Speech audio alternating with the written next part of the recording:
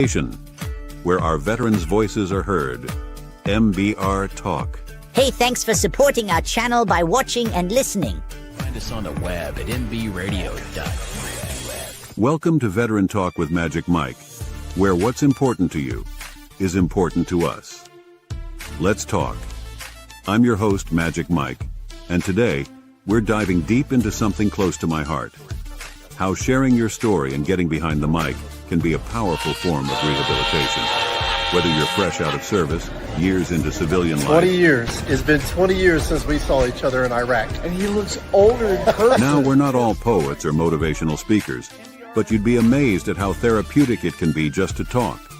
One thing I've learned is that every story has value. Doesn't matter if you were on the front lines or behind a desk. Your experience is worth sharing, and trust me, somebody out there needs to hear it. Broadcasting gives us a way to say, hey, this is who I am, and this is what I've been through. It bridges gaps, builds community, and creates new purpose.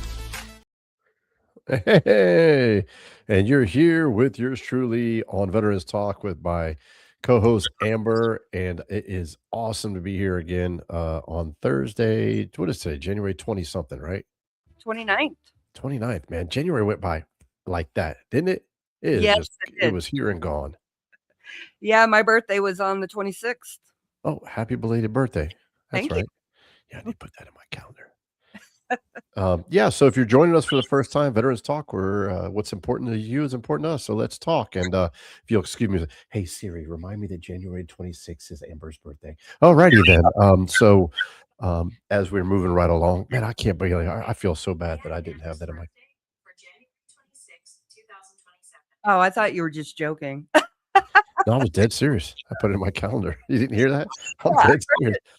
I'm dead serious. I got to remind my man. Listen, when you wait till you get my age, you get old, you start forgetting things. So before we start our show off today, I got some feedback on our show that we did last week, and I think I ruffled some feathers and hurt some people's feelings and stuff like that. And I just want to say that I really don't care.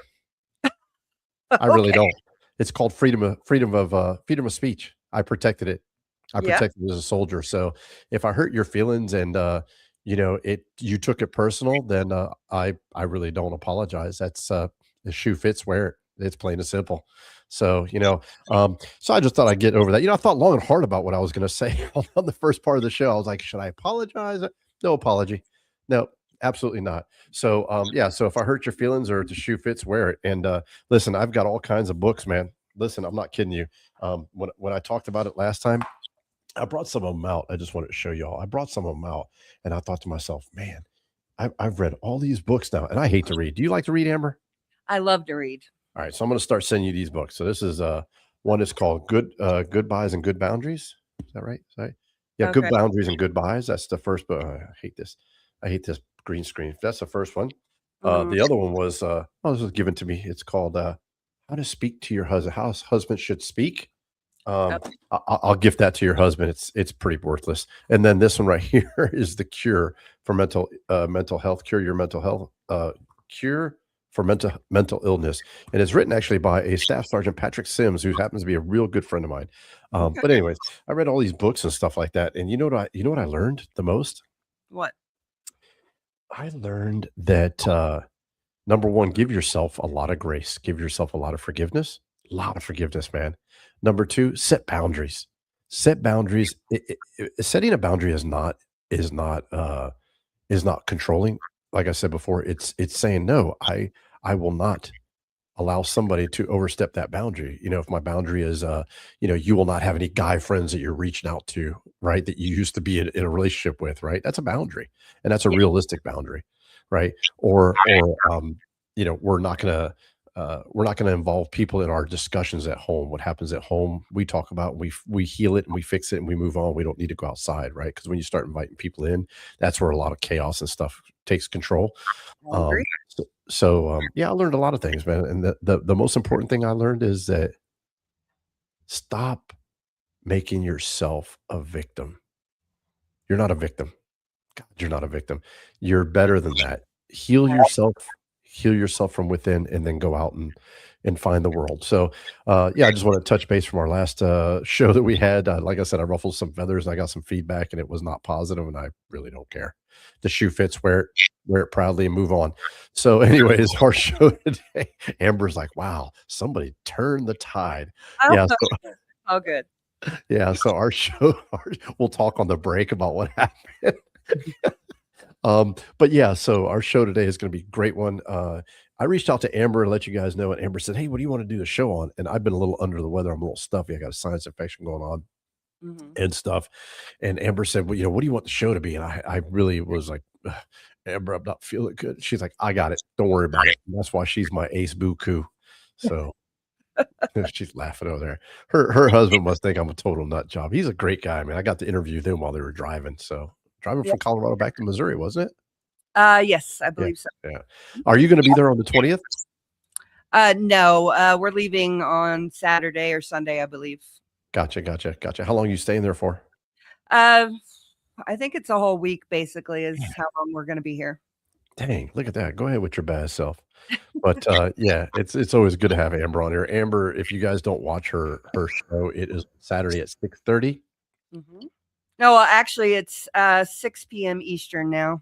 Okay, 6 p.m. Eastern. And if you don't watch it, man, ooh boy, you're missing out, man. You're missing out. Yeah, she had a great show last week. You guys can always watch on YouTube, on different social media platforms as well if you guys want to rewind it and stuff like that. So, Yeah.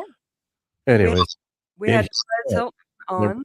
roll with it. Tell me what you want to do. So she said, I got you. So here it is. Here's our show that Amber has produced and written and co-produced and everything else. So, Actually, not much went into it. I've actually had a migraine all day, but I figured we would get to know you a little bit more because I don't really know you that well, except for what I see on the screen.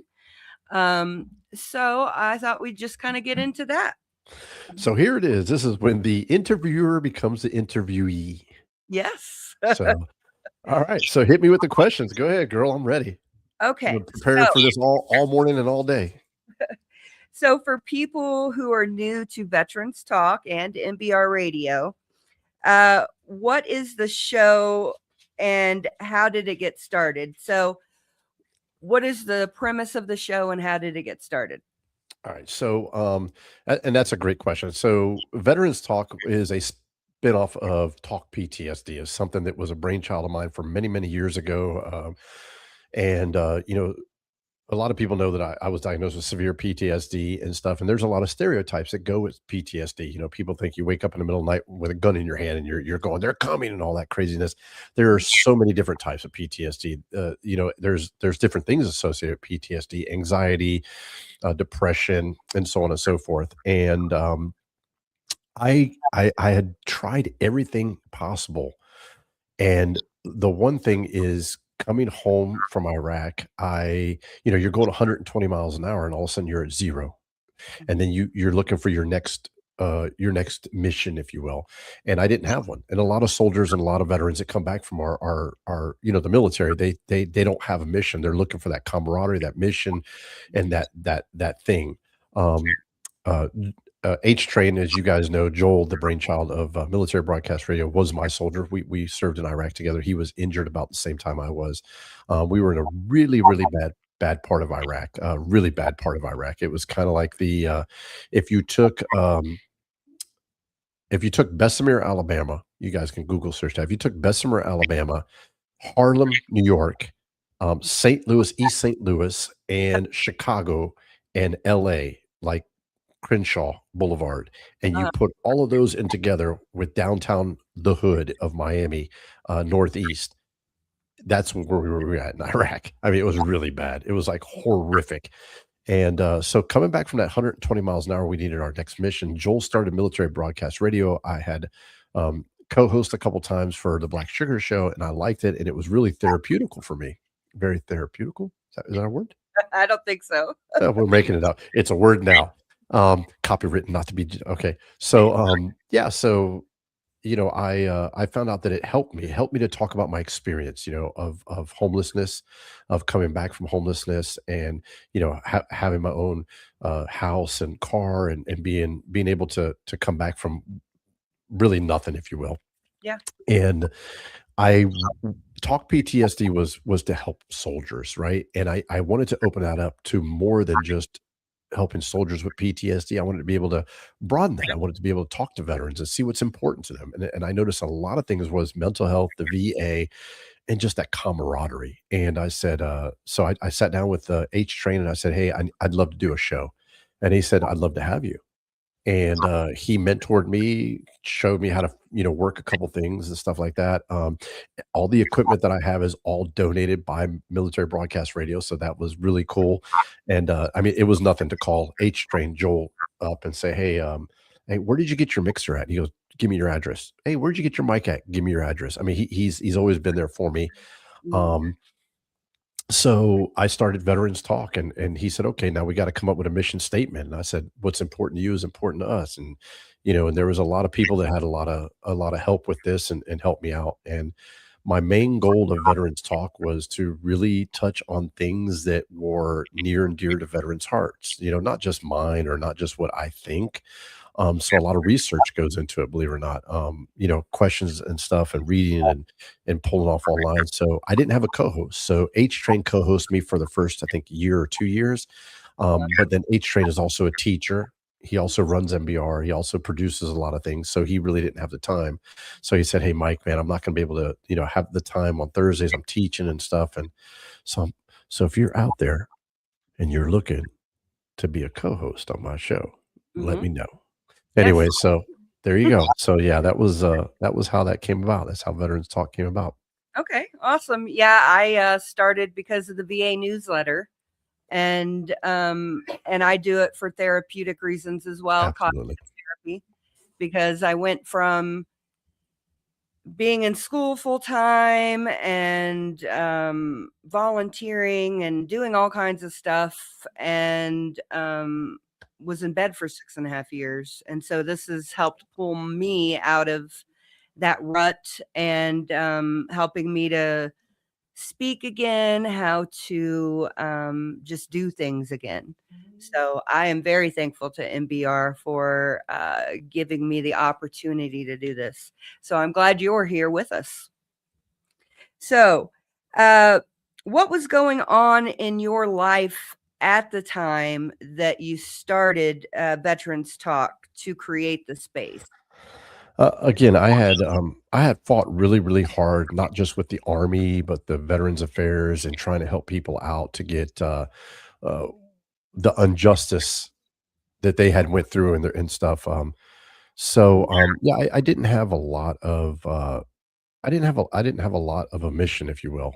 After I helped those people, I just felt like I was just kind of lost, I guess, if you will. And I needed something more. I needed to feel like I was part of something more. Yeah. So when I joined MBR and started the show, I got the best way to explain it is that when I finish the show and I step back, I literally go, I feel like I ran. I felt like I did PT. I felt like I connected with some people. I felt like everything was really special for me. Yeah. But it also takes me a lot for me to do the show. It takes me out of the depression. It has me thinking constantly. So Mhm. I'm not sitting going, woes me, woes me, woes me in a bunch of white walls. Yeah. And I think that's the most important. Okay. Yeah, no, I totally get it. And just preparing for the show in itself, you have to stretch yourself because you have to figure out what you want to talk about, and then you've got to go find the resources and stuff to actually talk about it and make a good show. So Absolutely. it does build your confidence, when you know that you can take a topic and break it down and actually discuss it, and not sound like a fool. Yeah, no, absolutely. And one thing I always said was I said I didn't want to talk religion or politics on my show, right? Because that's the best way to lose friends and family and so on and so forth. Yeah. And people can kind of judge by what way I talk and stuff, which way I lean or whatever. But I still think that's something that's very private. Mhm. And my religion is my religion. I don't want to offend anybody in their religion. I'm a Christian. I believe in God. And in the Lord Jesus Christ and stuff, and that's my pattern. But that doesn't mean that everybody is going to agree with that. And I think that's one of the hardest parts of me doing the show is that I want to tell everybody how God has saved my life and how my religion has really been there for me and stuff, and especially in a time of uncertainty, in our world. But it's not something that I want to push off on somebody, if that makes any sense. I defended the Constitution of the United States, and if you look at our history, the whole reason behind us becoming a nation was because they fled because they wanted to practice their own religion. They didn't want to have to be under the king's religion. They didn't want to have to be, you know, doing everything that the king wanted them to do. They wanted to be able to practice their own religion, do their own thing, and be free. They wanted to live free Yeah. without a tyrant, right, controlling them. So you know, I I I don't want to ever be that guy that shoves anything down anybody's throat. If you want to talk to me about it, fine, we'll talk, not a problem. If you want to talk politics, not a problem. We can talk it, but I'm not going to force it on anybody. And that's just something I believe in the show and wanted to run with.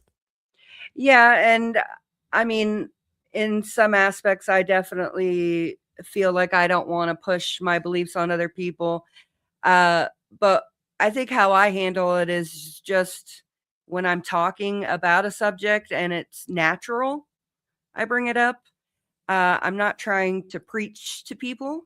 It's more of just, my life and a discussion of my life. And that's one of the major parts of my life. So I think as long as you do it with a balance of not trying to beat people Absolutely. with it or shame or condemn people when they're just trying to watch, a show on YouTube. Right, right, right. Well, here's something here's something that's really important is we all have these things right here, right? Right? These phones, right? These computer phones, if you will. So I learned very early on that if you don't capture the audience Mhm. and continue to recapture them, you're going to lose them. They're going to start doom scrolling. And that's something that's so important was because, you capture them for 5 seconds, and that might be only 5 seconds you have to capture them. So you got to keep trying to capture them. And that's what I try to do. I try to mix it up and try to capture the audience, keep them there, pull them in, pull them out, pull them in, pull them out. And, if that way they're not doom scrolling, right? Because we've all done it. We're on Instagram or social media, whatever, and we're, something's and we scroll the next one, and then scroll the next one, and just scroll the next one. So it's trying to capture that audience, holding on to them, and then recapture them again over and over. So Yeah, that's it's a difficult task to do, and but it's kind of fun and interesting at the same time. I never saw myself doing this kind of stuff ever. So yeah. Yeah, yeah, yeah, absolutely. And I joke with everybody. I was in a store one time, and this guy, his wife were on the other aisle. I could hear them talking, no, really, his name is Magic Mike. I swear, he's not the actor from Magic Mike. No, babe, he does a radio show. And then they came around the corner. He goes, "Hey, what's up, Magic?" I go, "You can call me Mike. It's fine." So embarrassed. It was an older couple, and she goes, "Is your name really Magic Mike?" I go, I do a radio show." She goes, "Are you like the guy on the movie?" And I said, "No, I am not the guy in the movie. no, you're not Channing Tatum. No, it's far from it. Far from it. Far from it." So yeah. So Uh, yeah. So anyways, always thought that was funny, but yeah. yeah. So okay. So having you've been doing this for almost 2 years now, or over 2 years. Yeah, a little over 2 years now. A little over Okay. 2 years. So what has been the the biggest thing that you have learned about yourself Oh, through all this? um, patience. A lot of patience. Everybody that does these shows and podcasts and everything like that, we want to be the Mel Robbins, right? We want to be the Tony Robbins. We want to be the Robbins people, right? We want to be anybody that does a podcast. You want to be the Joe Rogans, the big podcasters, and you want 45 million views and all of that good stuff. Mhm. Um, I mean, who wouldn't want that? But one of the biggest things I learned was a lot of patience, a lot of understanding that the show is not for me. It's for the veterans, right? It's for the people who watch it, the people who turn in, the people who I talk about it. It's for those people. It really is, and it's it's taught me a lot about myself into no limitation on what you can do. 'Cause I Mhm. never dreamed of being on radio.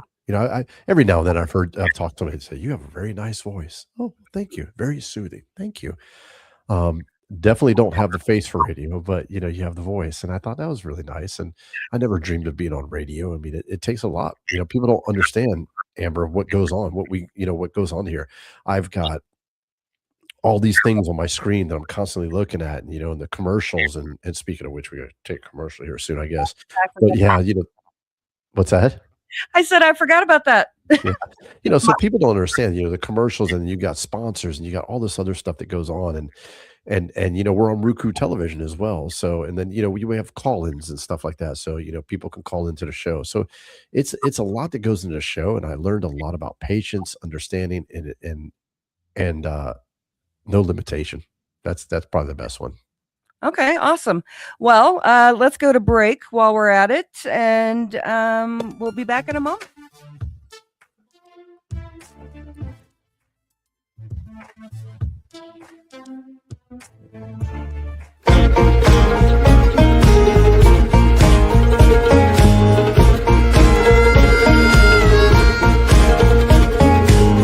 I pledge my allegiance to her, from sea to shining sea.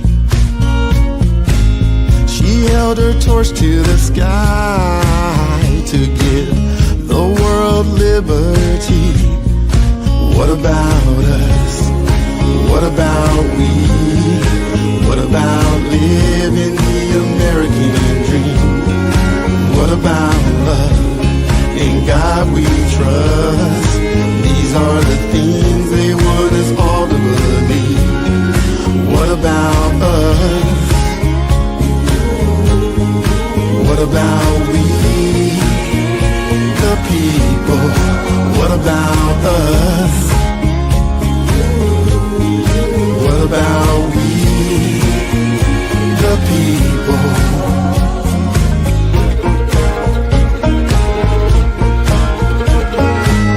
The people walk through the streets, holding up protest signs. Try not to repeat our history. Maybe no one will have to die. What about us? What about we? What about living the American dream? And what about hope? Trust God and let go. These are the phrases they want us to believe. What about us? What about we, the people? What about us? What about we, the people? And right now we need a hero, someone who will stand and fight for us. A leader, someone we all know, to wear the shield of America. Oh, what about we, the people? What about us? What about we, the people?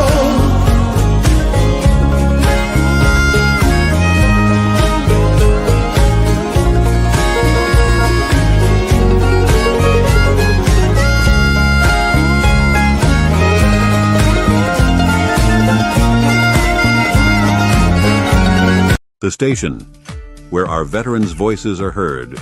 MBR Talk. Hey, thanks for supporting our channel by watching and listening. Find us on the web at nbradio.net.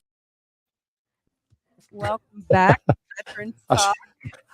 Sorry, but I had Eva, my service dog. She's sitting here. She's like, I'm hungry. And it's not time for her to eat. She's got a little bit of time. So anyway, so I said, jump back up here and sit down. She's like, okay. So Well, so we've been getting to know Magic Mike, and I wanted to know, Mike. So after over 2 years of doing this and talking to all kinds of different people, how has your perspective changed about your own experiences? Has it made you think a little bit more about the way you thought about the experiences that you've had, or you know what I mean? You mean my experiences in Iraq and stuff like that, or just in general? Just in general in your life. It does. It opens up a lot because, as a young man, I always loved the radio, and I used to listen to people like, now you know the rest of the story, which was Paul Harvey, I Paul think. Paul, Harvey, yeah. yeah, who was phenomenal, and I used to listen to him on the way to work every morning when I was stationed in Germany. I lived off base, and it took me like 20 minutes to get to work for PT, and I'd listen to him early in the morning on AFN, and it was like the coolest thing in the world for me. And I always wanted to be that Paul Harvey guy, right? And so it's kind of like a dream come true. And my whole perspective on it, though, um, is you're changing people's lives. You really are. You're changing people's lives. There might be one little thing that you say that somebody goes, "Aha, I got it," Mhm. or "Oh, I didn't know that." And that's really neat, and it's not worthless information. It's information that, you never know when. Look, if you're a guy out there, you're building something, you have a piece of wood that's maybe that long, and it's a 2 by 4 piece of wood, and you're like, "Man, I don't wanna throw this away." So you put it underneath your bench, and then, like, 5 years later, you're like, "Oh, I got that piece of wood. I know what I can use that for," right? And that's what it is. It's like information that you put away, and you use it for that day that you need it, later on, and it's changed my whole perspective, not just on the radio and stuff like that, but my life as well. It's like, giving back because I've always been a person that wanted to give and do things for others and really don't care about getting anything in return. Mhm. Um, and it kind of changed my whole way of thinking. It really does. I went a whole 2 months, I think it was, without the radio. I was on a radio day, as H Train calls it, and that whole 2 months that I was on that radio day, I was miserable, man. I was depressed. I felt like I had nobody to talk to. Mhm. Um, and it was painful. And then when I jumped back in it, it was like, "Ah, okay, gosh." Now I look forward to it, right? I'm like, I need to get back in the saddle. I gotta get back into it. So it's totally different. Yeah. Yeah, I've learned a lot about myself, and my perspectives on quite a few things have changed just because I'm out of my bubble that I was in for so Your long. comfort zone. Yeah, yeah. Sure, sure. Yeah, and so my comfort zone has definitely been challenged a lot in these last 2 years, but it's made me grow and become an even better version of myself. So I'm fully on board with it. So, Absolutely. how has Veterans Talk evolved from the beginning into now? Wow, that's a good one. I've interviewed some really cool people. I really have. I had the opportunity to interview some really high profile people. Mhm. But my best would probably be interviewing the veterans that are out there that whether they're drawing, wood burning, making knives, singing, starting a solo career as a keyboardist, or whatever be it. The Mhm. the veterans that I interview have been phenomenal, and to watch Veterans Talk evolve into something bigger than just myself has been tremendous. I get people all the time saying, "Hey, I'd like to be on your show. Hey, can I be on your show?" And I'm like, "Sure, absolutely. I'd love to have you on the show." And it's pretty cool. It really is, from the baby steps to the crawling steps to the walking steps to the running steps has been definitely neat, and it's not just that, it's how do I get a backdrop, right? How do I get a really nice fancy backdrop instead of this green screen and stuff that I'm using temporarily? Mhm. Um, and I'm even looking for a small office space that I can set up an actual studio in that I can have people, okay, what time okay, it's 3 o'clock. I'll meet you at the studio at 3 o'clock and we have all of our equipment there and stuff. So, it's evolving slowly, but that's the route, or that's the way we're going. Yeah, that's awesome. So, what about the conversations from then to now? How have they evolved? Like in the beginning, Do you feel like the conversations were more just, you interviewing somebody and then that was it? Or do you think it's evolved now to you being able to pull more things out of people and learn more from the guests? Absolutely. It's kind of like it's kind of like starting a lawnmower for the first time after Okay. the winter. Excuse me. It's you pull and it goes and then it gets running. That's the way it feels. It's you meet somebody, you ask them some questions, and then all of a sudden they trigger a question in your brain. Then they trigger more, and then you want to know more about them. One of my greatest co-hosts I had was a female that I had was a Gold Star family member, Mhm. and she was probably my favorite interview. And it was really neat because I knew a lot about her, but I didn't know how she spoke. I didn't know how she was right in front of people. I never really saw her speak in front of people. Mhm. And when I interviewed her and how she opened up and spoke, and she was so smart and quick whipped and everything, I was like, holy moly. And she was just a natural talent. And it gave me an opportunity to ask different questions to try to, get to know her better and stuff. And it was yeah, it was that was probably one of my best interviews, I'd have to say, was definitely her, because she really made me open my eyes up to what I need to do to ask the right questions to get somebody to talk. Because she was generally a quiet person. Mhm. I mean, generally, she really didn't speak much, right? And, once I opened her up, though, and introduced her to the podcast and to the show, A Veterans Talk, and I interviewed her again, it was like I could see the fire, I could see the desire, I could see the, "Oh, I like this," whereas before she was kinda quiet and very, "Here I am," "moving along," and so I love that aspect of Veterans Talk, Mhm. that you get somebody talking and they get comfortable with you, and then all of a sudden they open up, right? Yeah. So what you see on, Mel Robbins podcast and Tony Robbins and Jeff Rogan and all those are people that are actors. Those are people who are already in entertainment, right? And Mhm. we're not doing that. We're interviewing people that are veterans, Gold Star, whatever be it. And those people there, that's raw. That's really, really raw. And that's what I think most people want to hear and most people want to see. Yeah. Yeah, no, I agree. It's a lot. I like shows where you connect to the guests and you see their real personality, not Yeah, just an act. absolutely. Yeah, so it's been really neat to interact with the people that I've interacted with, and even interacting with people I never thought I would interact with, like Perez Hilton for one. So, do you have a bucket list interview? I do. There's a guy that I follow on Instagram, and he is. I've actually reached out to him quite a few times. He's an Air Force veteran, and I've asked him many, many times to, come on the show, et cetera, et cetera. And I haven't gotten him on yet. Oh, God, I'm looking for his name now because I got Alzheimer's right now kicking in. Um, oh goodness gracious. Anyway, he's an Air Force veteran. He does great podcasts and stuff. If I had somebody famous that I'd like to interview, Mhm. Rob Riggles. Rob Riggles. He's a former Marine. I met him a couple years ago at the Valor Awards in DC.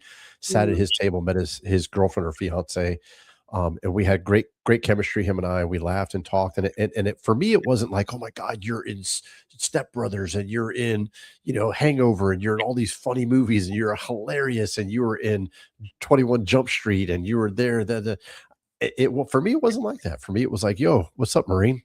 Mhm. Because he was, he's a Marine, and he was a Marine colonel, lieutenant colonel, I think. And, he served overseas and he served in combat. And, I wanted to, I don't know, for me, he wasn't just, some famous actor. He was just a pretty cool dude. I'd love to have him on the show, interview him, or I don't know, Pete Hegseth. Oh, okay. Yeah. Secretary of War, Secretary of Defense. We had a opportunity to interview him and sit down with him. Yeah. That'd be my bucket list. Okay. Uh, One person that I've reached out to that I would really like to interview is Tulsi Gabbard. Oh wow, come on, stop. Stop. Who I wouldn't want to interview? I follow her on Instagram, man, and I love her posts and she's man, she's rock hard. I'm kind of jealous that she's married, but she's got a good looking husband in fairness. So, I don't have a chance. But yeah, he works out just as hard as she does. They're both into CrossFit and everything like that. So yeah, my fat butt wouldn't keep up with her. Yeah, she's just she's inspiring and somebody that's just really done a lot for her community and her country. Absolutely. Yeah, she's definitely I love that whole white thing that she's got in her hair and stuff like that. Boy, she hot as a mofo. Can I say that on air? Whew, let me stop. All right, go ahead. Yeah, okay. So where do you want vet Veterans Talk to go? How do you want what do you So want the ultimate so I'll share with you a story. So there's a gentleman, or there's a good friend of mine. His name is Chad Michael Post. mm, Uh, Chad and I served in the army together for many years, and he was an amazing human being. He really was. He was funny. He was goofy, good looking kid. Excuse me, good looking kid. Just a nice guy. And share a story with you. We used to have BDUs that you had little buttons on the side and stuff like that, so you could taper your uniform and stuff. And I remember we were standing out in a divisional parade, and it was forever, man. It was hot, and we were standing out there, the whole entire division, if you can imagine. A matter of fact, I take that back. It was a whole entire USARA command. So the whole entire Germany command. We're talking about divisions after divisions out there. yeah. And we were getting inspected by the command sergeant major of the brigade, and I reached up and he had a string hanging. And I pulled the string, and when I did, his button went ping, ping, ping, ping, ping, ping, ping down the road. And he just I could see him shake his head so ever lightly like this. And we joked about it for a long time. But he and I served in Iraq, and I remember we were getting mortared pretty bad in Iraq, and he jumped off a roof to run. He was on an outpost, and he jumped off the roof to run into get in the bunker. And when he did, he broke his ankle. And I remember dragging him in there, and we laughed about it, and we both got back home from Iraq in one piece. And he went into recruiting duty, and he suffered a lot of PTSD, and he unfortunately took his own life. And then Michael Varian, uh, another James Michael Varian. My name's Michael James. His was James Michael. Varian was one of my soldiers in Kosovo. He was my driver in Kosovo. He went on to become a command sergeant major's driver in Iraq. Just a great guy. Again, came home, uh, lost a battle with his demons, and took his own life. So Veterans Talk, I would like to be able to be a bridge to let them know that we've all been there, Mhm. and even though that we've all been there, um, we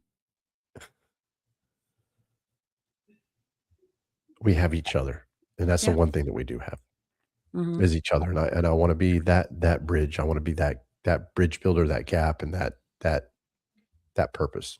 Mhm. Yeah, I don't know if you know this or not, but my dad was a veteran and he took his life. And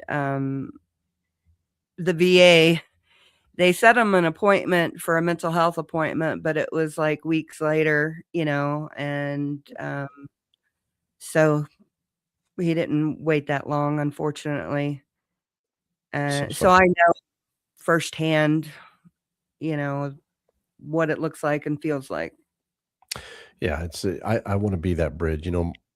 Chad and I talked on Facebook and chatted on Facebook and stuff, and I say, hey, come down here and hang out with me and stuff. It's nice and warm here in Florida. And then I didn't hear from him, and then on Facebook I saw these people saying, "Rest in peace, Chad. We're gonna miss you." And so I called around and found out what he had done, and I was devastated, because here we were, we all served the same time, same conflict, same area, same unit, same company, same platoon, same squad, and I'm still here. I haven't done my demons are present, and I'm fighting them every day, but I haven't given in.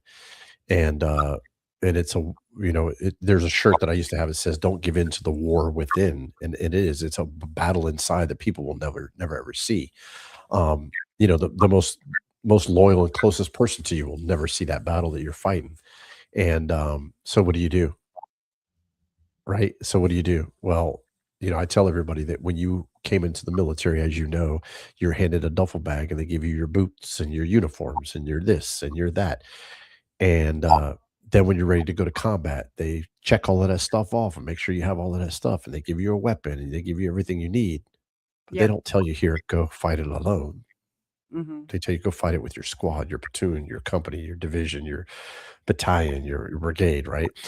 And the moral of that is that you're never fighting alone, even back home. And that's what I want veterans to talk to me is that I want it to be I want it to be an outreach, really. It's what's important to you is important to us. So let's talk. Let's talk. As raw as it may be, as raw as it may seem, whether it's MST, military sexual trauma, or whether it's PTSD from combat or PTSD just from having bad leadership. I Yeah. want people to be able to open up and talk about it, and share their experience and stuff because you never know who's listening and might say, "Oh man, I went through that too. Hmm. Man, that's somebody that can relate to me. That's somebody that can talk to me." And that's why would hope that people would share their stories. Hmm. Yeah, it's every time somebody shares their story with me, I feel honored that they gave me the opportunity to hear them out. Um, there's so many people that have lived such rich, amazing lives that nobody knows about. Yeah. You could be sitting right next to, a war hero or whatever, and there are times where I have sat next to somebody and not known who they were and then find out and I'm just like, I've been I I've been around you this whole time Yeah. and this is you? Wow, just really impressed and so you never know who you're gonna run across and who you're going to affect. Yeah. Absolutely agree with you. Here's a fun fact a lot of people don't know. The little boy who played Little Forrest in Forrest Gump, Mhm. he Haley went Joel. on he went on to join the army. A lot of people don't know that. I didn't know that. Yeah. Yeah, he joined the army. He enlisted in the army and spent some time in the army. Yeah. Oh, yeah, yeah, the kid that played Forrest Gump, not, Yeah. the his son. Okay. Yeah, the little boy. No, not his son, the little boy who played for Little Forrest, played young Forrest. Okay, I got you now. Yeah, he Oh, went on to join the army and become a soldier, but, yeah, you never know who you're gonna touch, and that's what it's about, somebody says something that touches them or opens them up, and they go, "Wow, I never heard that before, or I never felt that before, or this guy or this gal really gets it," right? They really understand, Um, because here's reality is that none of us should be judging anybody.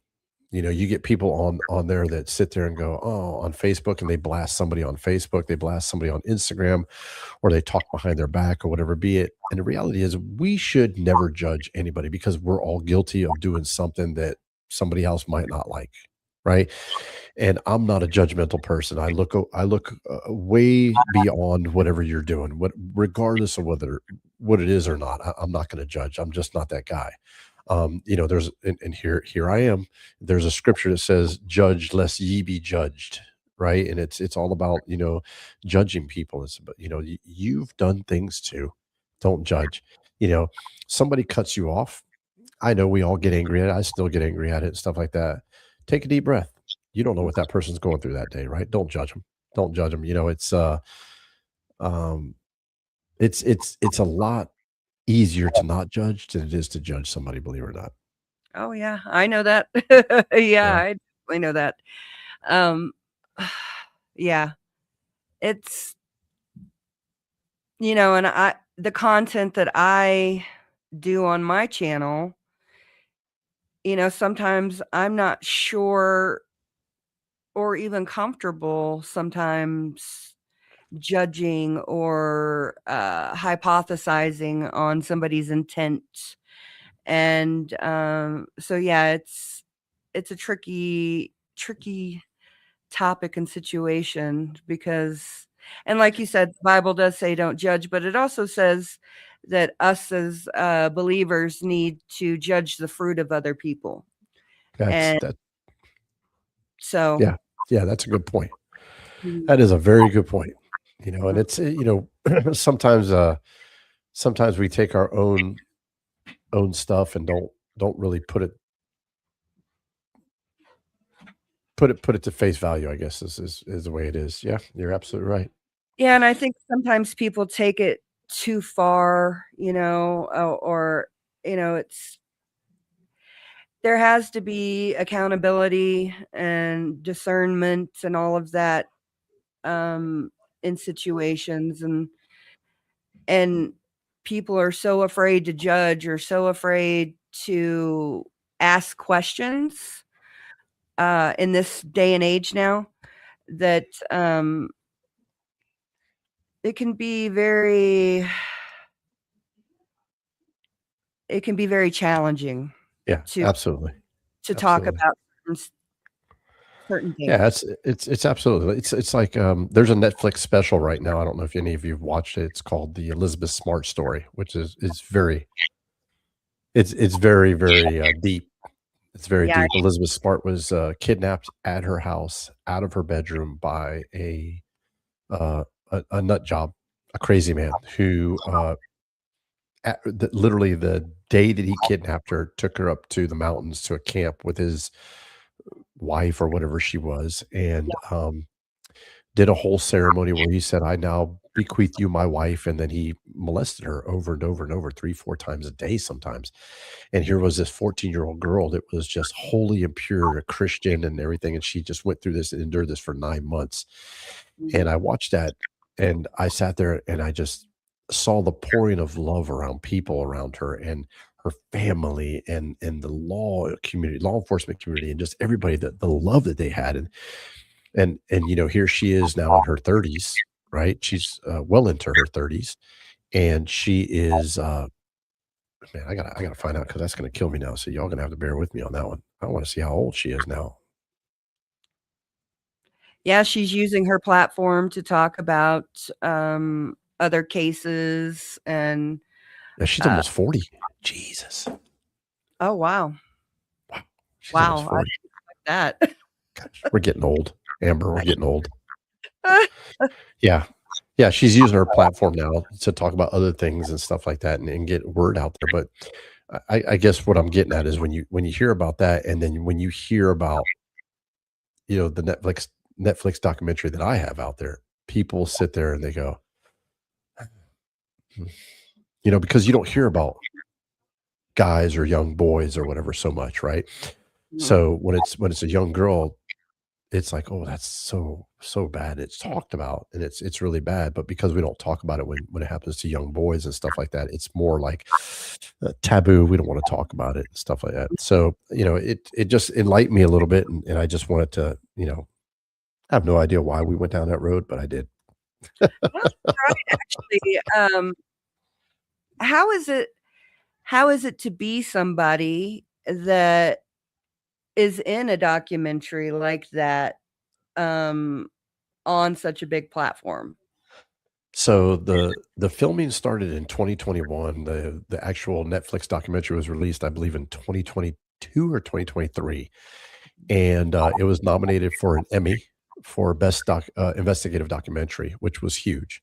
Mhm. And the producer Brian Knappenberger and I still remain friends, along with Connor, and we all chat and stuff, and it was well done. But the actual documentary was really hard because you don't know these people. He's a producer, and you have all these cameras and all these. I mean, there's a lot of young people that work these cameras, right? And even the person that does the take, the little click thing, they're young, and they're all mic'd up, and you're mic'd up, and there's a lot of moving parts, if you will, to the documentary. And they came to film, and while they were filming, um, he had questions, like much like what you're doing, questions and stuff to ask me, and it was hard, but I had to keep reminding myself that I'm there again to try and open Pandora's box, Mhm. so that if there's somebody out there, just somebody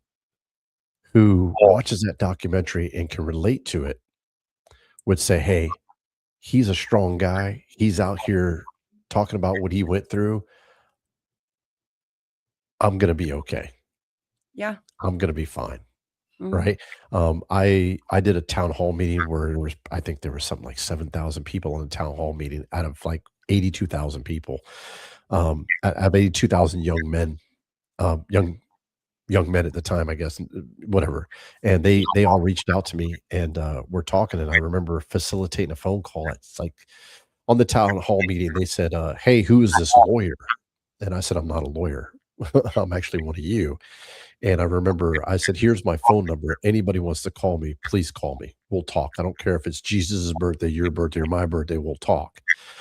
And I think that's where a lot of veterans talk came from is, I wanted to be a shoulder and to be an ear. And this gentleman who was 70 something years old called me and he said, I've never told my family, nobody ever, what I went through. But you gave me the opportunity and the courage to be able to say something. And I did that. I went and I said something and I told my wife and I told my kids and they cried and they hugged me and they said, Grandpa, we had no idea. And Dad, we had no idea. But we're here for you and you're a hero. So this man held this for God awful, for 60 years. He held this in and he finally told his family and he was just sharing that with me.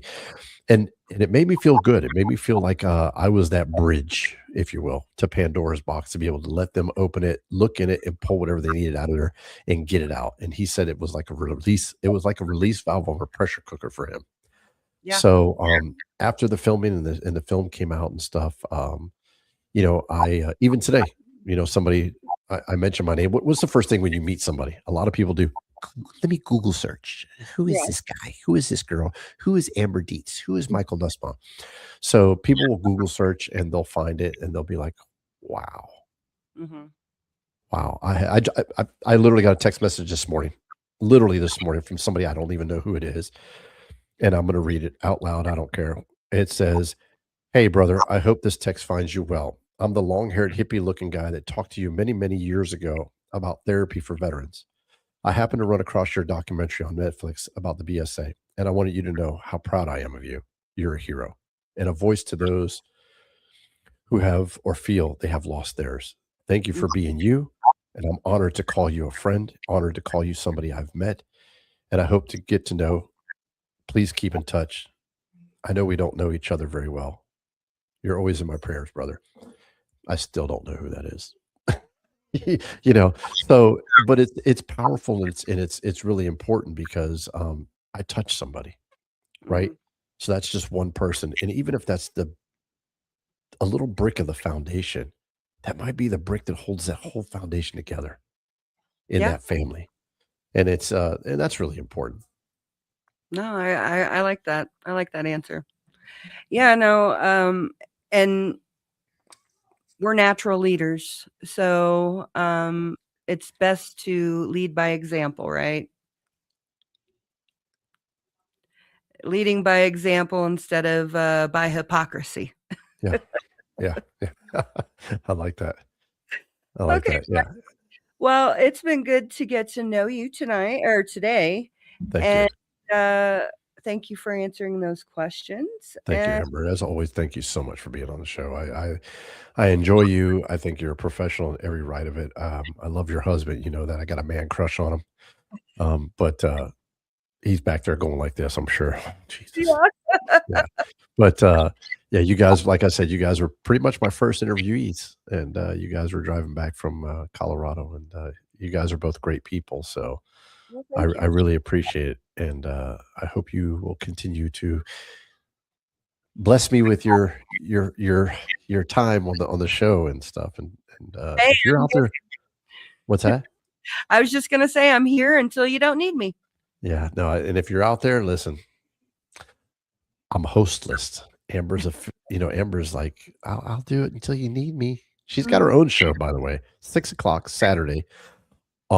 Into the Weeds podcast. Correct. which is phenomenal. And if you haven't seen it or watched it, watch a little bit of it. You can catch it on every major social media outlet. Roku Television shows it. I mean, it's pretty good. So check it out. I really do hope. I hope you guys take time out to watch it. We have a lot of shows, by the way, on Military Broadcast Radio. And one last thing before I go, I'm not going to say any names or anything like that, but somebody reached out to me and said, "Hey, I'm thinking about doing a podcast. I think it'd be kind of fun. If you're out there listening to me, you know who you are. Do it." Yeah. The amount of joy that I get from doing it, the personal joy that I get from doing this to trying to reach somebody, Hmm. and the amount of therapy that I get out of it is something that I need, and I've lacked. And if you're going to do it, do it. You have everything you need. Do it. I think you would be an amazing podcaster, regardless of our differences in the past, regardless of which way this journey takes you. I wish you well. I hope to see you on a podcast one day.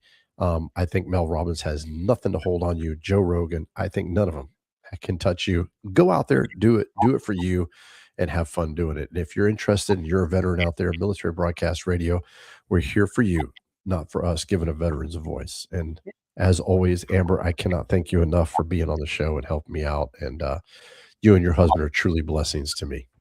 You're welcome. Thank you. And I hope everybody has a very blessed day and go out there and do something good to change the world for the better.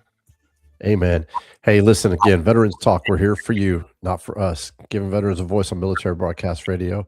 We'll see you guys next week. Bye. Life is like a duck. Tough times don't last, but tough people do. Here at Military Broadcast Radio, we're teaming up with our friends at Die Tired, the veteran-friendly music band spreading strength, resilience, and mental health awareness one shirt at a time. And check this out. Their brand new shirts feature broadcast beaker right on the breast pocket.